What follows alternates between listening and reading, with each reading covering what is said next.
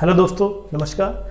आज हम एक बेसिक कॉन्सेप्ट समझेंगे सर्कल के अंदर एंगल्स निकालने का, वो चाहे साइक्लिक क्वाड्रिलेटरल हो और या फिर उससे अलग एंगल बन रहे हो। तो सबसे पहले कॉन्सेप्ट समझते हैं, साइक्लिक क्वाड्रिलेटरल क्या होती है और एंगल कैसे निकाला जाता है। जब ये तो क्वेश्चन है, हम के पहले कॉन्सेप्ट समझते हैं। अगर कोई भी ट्राइंगल, कोई भी सर्कल के अंदर क्वाड्रिलेटरल बनती है तो उसके अपोजिट एंगल का सम अगर 180 हो जाता है तो वो क्या होती है, साइक्लिक क्वाड्रिलेटरल। दूसरा कॉन्सेप्ट, साइक्लिक क्वाड्रिलेटरल के अलावा अगर सर्कल के अंदर जो सेंटर के साथ एंगल बना, मानो ये 60 डिग्री है, और उसके बाद जो सर्कल की बाउंड्री के साथ कहीं भी एंगल बन रहा है, यहाँ पे मानो टच होना चाहिए, वो सभी एंगल क्या होंगे, इसके हाफ होंगे। तो ये अगर 60 है तो ये सभी कितने हो गए, 30 के एंगल। फिर से समझे कि ये अगर एक सर्कल है,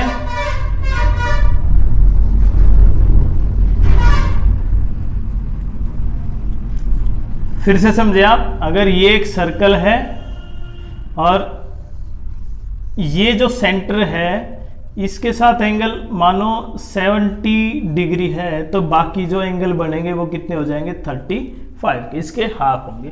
और इनके बेसिस पे हम ये सारे क्वेश्चन करने वाले हैं इन दो कॉन्सेप्ट के ऊपर।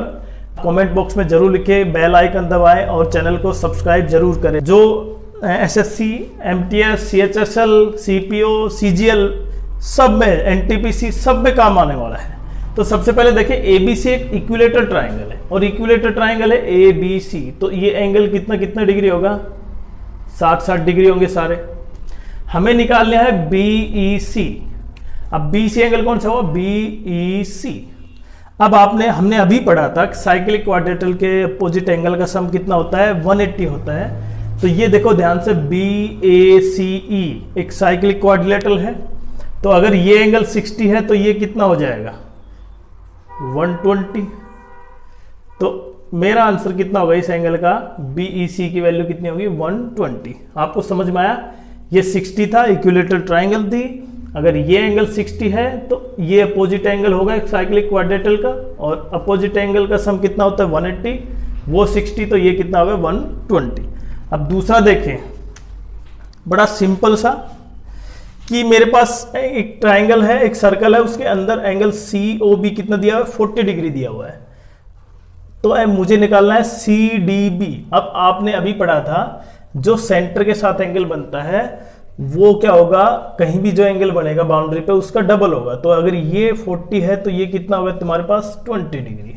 तो डायरेक्ट मेरे पास क्या आ गया, इसके वैल्यू 20 डिग्री। फिर से ध्यान से देखें, उसके डायग्राम ऊपर की तरफ कर रखा है, अगर यूं कर देंगे तो आपको समझ में आ जाएगा, ये 40 तो ये कितना होगा भाई, 20 डिग्री। क्लियर। तीसरा देखते हैं, आपकी बार देखें, ये दोनों एंगल कितने हैं, 120 और प्लस 80, इसका मतलब टोटल कितने हो गए, 200 के हो गए। और अगर मुझे ये एंगल पता चल जाता है, इसकी वैल्यू, तो मैं इस पूरे एंगल की वैल्यू निकाल सकता हूं। तो देखो कैसे हो, टोटल 360 होगा, तो 200 घटाओ, यहाँ पे कितना बच गया, 160, और 160 का हाफ ये टोटल हो गया BLP। मुझे तो BLP चाहिए, तो 160 का हाफ कितना होगा भाई, 80 डिग्री। ये 80 डिग्री ये दे रखा था ये, तो हमारे पास आंसर डायरेक्टली आ गया, क्या आ गया, 80 डिग्री टोटल है। नेक्स्ट देखते हैं, हम केवल 1 सेकंड 2 सेकंड में क्वेश्चन सोल्व कर रहे हैं। यहां पे ये सेंटर है और सेंटर के साथ कितना डिग्री एंगल है, 100। तो ये कितना हो जाएगा, 50। आपने पढ़ रखा है उसका हाफ, ये 50 हो गया। अगर ये 50 है तो ये जो क्वाड्रिलेटरल बन गई PBMT, एक साइक्लिक क्वाड्रिलेटरल होगी, और साइक्लिक क्वाड्रिलेटरल का अपोजिट एंगल का सम कितना होगा, 180। तो angle P plus angle M कितना होगा, 180। P की वैल्यू कितनी है, 50, तो M कितना हो जाएगा, 130।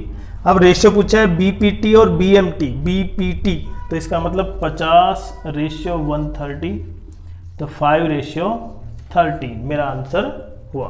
समझ में आया आपको। नेक्स्ट पे चलते हैं। अभी देखें, ABC = 60 डिग्री और ADC निकालना है। देखें, ये एंगल और ये एंगल दोनों एक ही सेगमेंट में है, इस आर्क के द्वारा बनाए हुए हैं, तो सेम सेगमेंट में होगा तो भी एंगल क्या होंगे, इक्वल हो गए। तो ये 60, तो ये भी कितना हो गया हमारे पास 60 डिग्री। नेक्स्ट देखते हैं, पहले ये कर लेते हैं हम। देखिए ध्यान से आप, ये 60 160, तो ये जो सेंटर के साथ बना है ये एंगल कितना हो जाएगा 80 डिग्री। और अगर ये 80 है तो ये साइक्लिक क्वाड्रेटल होगी ADCB, और तो ये कितना हो गया 120। हमें तो निकालना है CDE, मतलब ये एक्सटीरियर एंगल CDE, तो टोटल 180 होता है। 60 में से 180 में से 120 माइनस करो, कितना बच गया 60 डिग्री। बिल्कुल सिंपल, और 3-4 मिनट में हमने सारे क्वेश्चन सोल्व कर दिए। अब इसको देखते हैं। देखो ये एंगल दे रखा है 120 डिग्री, अगर मैं इसको मैप कर देता हूँ, इसको मीट कर देता हूँ, तो ये एंगल कितना होगा भाई 90 डिग्री हो गया। और 90 डिग्री क्योंकि सेमी सर्कल में जो ट्राइंगल बनती है वो 90 डिग्री राइट एंगल ट्राइंगल होती है।